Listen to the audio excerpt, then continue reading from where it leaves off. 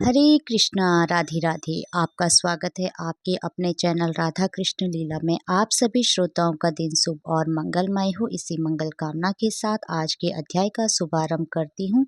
कल आपने हमारे चैनल पर पौष मास का 26वां अध्याय सुना। आज सुनते हैं आगे का अध्याय।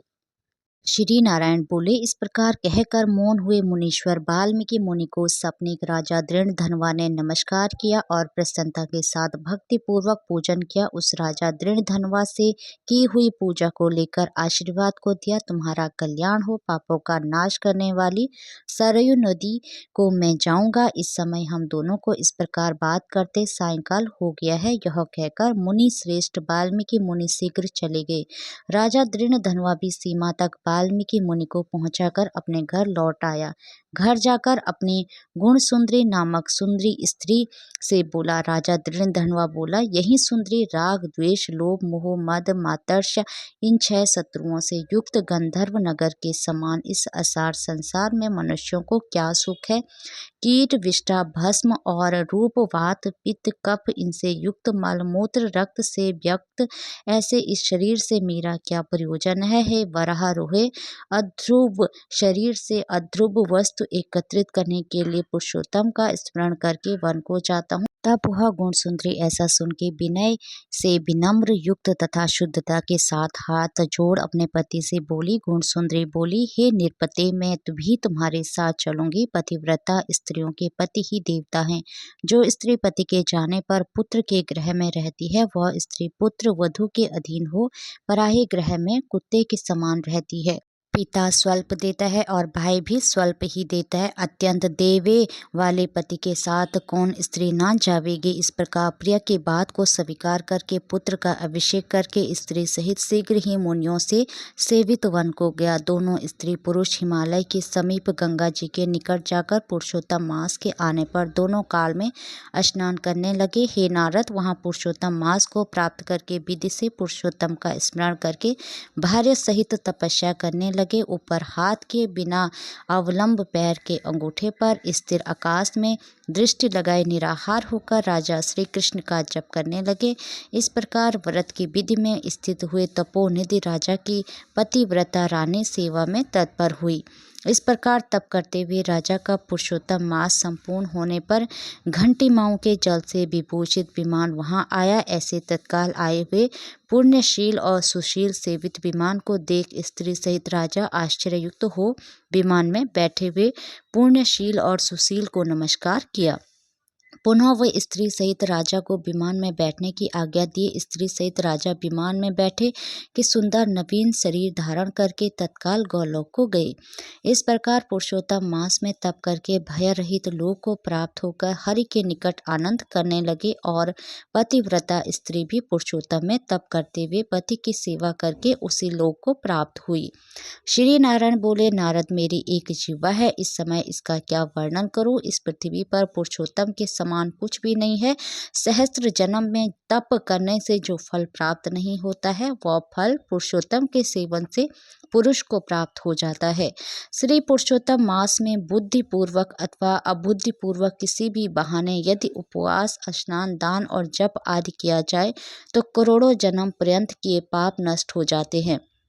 जैसे दुष्ट बंदर ने अबुद्धि पूर्वक 3 रात तक पुरुषोत्तम मास में केवल स्नान कर लिया तो उसके पूर्व जन्म के समस्त कुकर्मों का नाश हो गया और वह बंदर भी दिव्य शरीर धारण करके विमान पर चढ़कर जरा मरण सहित गोलोक को प्राप्त हुआ। इसलिए यह पुरुषोत्तम मास संपूर्ण मासों में अत्यंत श्रेष्ठ मास है, क्योंकि इसने बिना जाने से ही पुरुषोत्तम मास में किए गए स्नान मात्र से दुष्ट वानर को हरि भगवान के समीप पहुंचाया। अहो आश्चर्य है, श्री पुरुषोत्तम मास का सेवन जो नहीं करने वाले हैं वे महामूर्ख हैं, वे धन्य हैं और कृतज्ञ हैं तथा उनका जन्म सफल है। जो पुरुषोत्तम श्री पुरुषोत्तम मास का विधि के साथ स्नान दान जप हवन उपवास पूर्वक सेवन करते हैं।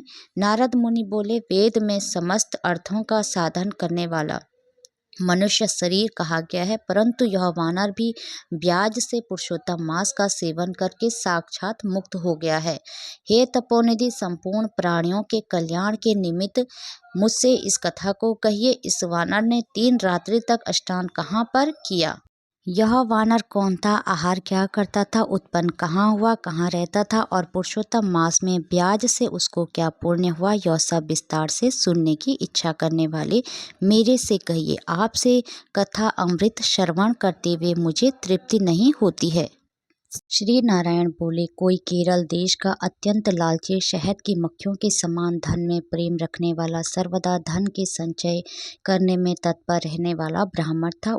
उसी क्रम में लोक में कदर्य नाम से प्रसिद्ध था। उसके पिता ने भी प्रथम उसका नाम चित्र शर्मा रखा था। उस कदर्य ने सुंदर अन्न, सुंदर वस्त्र का किसी समय उपभोग नहीं किया। उस कुबुद्धि ने अग्नि में आहुति, पितरों का श्राद्ध भी नहीं किया, यश के लिए कुछ नहीं किया और आश्रित वर्ग का पोषण नहीं किया।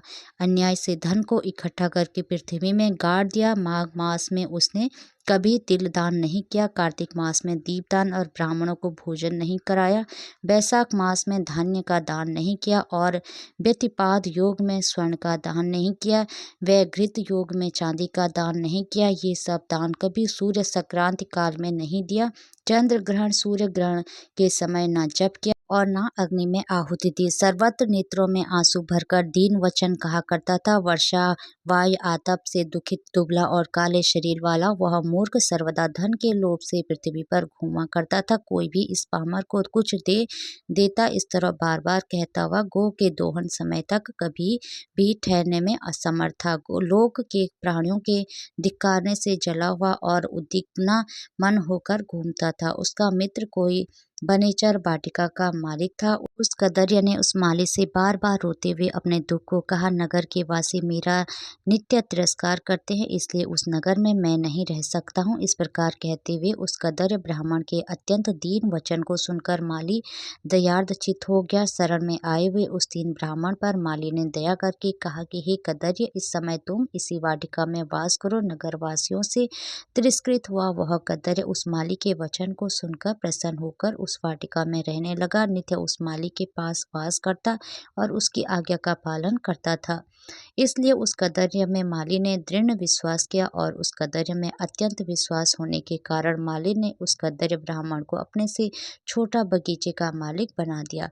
इसके बाद उस माली ने यह निश्चय किया कि कदर्य हमारा आदमी है, इसलिए वाटिका की चिंता को छोड़कर राज मंदिर का सेवन किया। राजा के यहाँ उस माली को बहुत कार्य रहता था, इसलिए और पराधीनतावश वाटिका की ओर वह कभी नहीं आया। वह अत्यंत दुर्बल कदर्य उस वाटिका की फलों को आनंद से अच्छी तरह भोजन करता और लोभवश बचे हुए फलों को बेच देता था। निर्भय पूर्वक उस बगीचे के फूलों को बेचकर सब धन स्वयं ले लेता था। जब माली पूछता था तो उसके सामने झूठ बोलता था कि नगर में फिरता फिरता भिक्षा मांगता मांगता और खाता खाता तुम्हारे वन की रक्षा करता हूँ, फिर भी पक्षीगण इस बगीचे के फलों को महीने में आकर खा जाते हैं।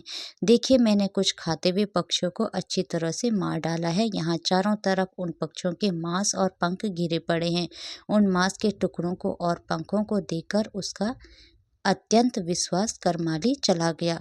इस प्रकार अत्यंत जर्जन उस दुष्ट कदर्ग के वास करते 87 वर्ष व्यतीत हो गए। वह मूढ़ वहाँ ही मर गया और उसको अग्नि और काष्ठ भी नहीं मिला। बिना भोगे पापों का नाश नहीं होता है, ऐसा वेद के जानने वाले कहते हैं।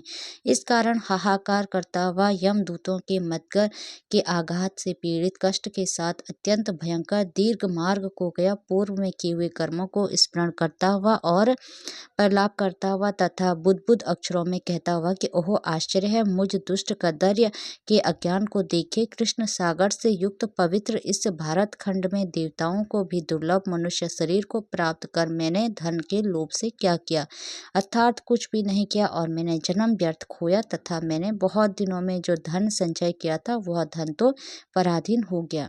इस समय काल पाश में बंधा पराधीन होकर क्या करूं। प्रथम मनुष्य शरीर को प्राप्त करके कुछ भी पुण्य कर्म नहीं किया, न तो दान किया, न अग्नि में आहुति दी, न हिमालय की गुफा में जाकर तपस्या की, मगर सूर्य होने पर माघ मास में न गंगा के जल का सेवन किया, पुरुषोत्तम मास के अंत में 3 दिन उपवास भी नहीं किया। और कार्तिक मास में तारागण के रहते प्रातः स्नान भी नहीं किया। मैंने पुरुषार्थ को देने वाले मनुष्य शरीर को भी पुष्ट नहीं किया। ओह आश्चर्य है, मेरा संचित धन पृथ्वी में निरर्थक गड़ा रह गया। दुष्ट बुद्धि होने के कारण जीवन प्रयत्न जीव को कष्ट दिया और मैंने जठराग्नि को कभी भी अन्न से तृप्त नहीं किया। किसी पर्व के समय भी उत्तम वस्त्र से शरीर को आच्छादित नहीं किया। न तो जाति के लोगों को, न बंधुओं को, न स्वजनों को, न बहनों को, न दामाद को, न कन्या को, न पिता माता छोटे भाई को, न पतिव्रता स्त्री को, न ब्राह्मण को प्रसन्न किया। इन लोगों को एक बार भी मिठाई से कभी तृप्त नहीं किया। इस प्रकार विलाप करते हुए उस कदर्य को यमदूत यमराज के समीप ले गई। उसको देखकर चित्रगुप्त ने उसके पाप पुण्य को देखा और अपने स्वामी धर्मराज से कहा कि हे महाराज, यह ब्राह्मणों में अधम कृपण है, धन के लोभी। इस दुष्ट कदर्य का कुछ भी पुण्य नहीं है। वाटिका में रहकर इसने बहुत पाप किया। माली का विश्वास पात्र बनकर साक्षात स्वयं फलों को चुराया और जो पके हुए फल थे उनको खाया और जो खाने से बचे हुए फल थे उनको इस दुष्ट ने धन के लोभ से बेच डाला। एक फलों के चोरी का पाप, दूसरा विश्वासघात का पाप। हे प्रभु, ये दो पाप इस कृपण ने अत्यंत उग्र है और भी इसमें कई प्रकार के अनेक पाप हैं।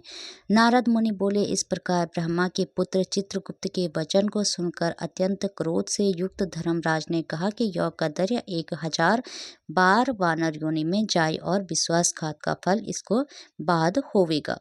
हरे कृष्णा, राधे राधे। भगवान श्री कृष्ण और राधा रानी की कृपा आप सभी भक्तों पर हमेशा बनी रही। जय श्री राधे।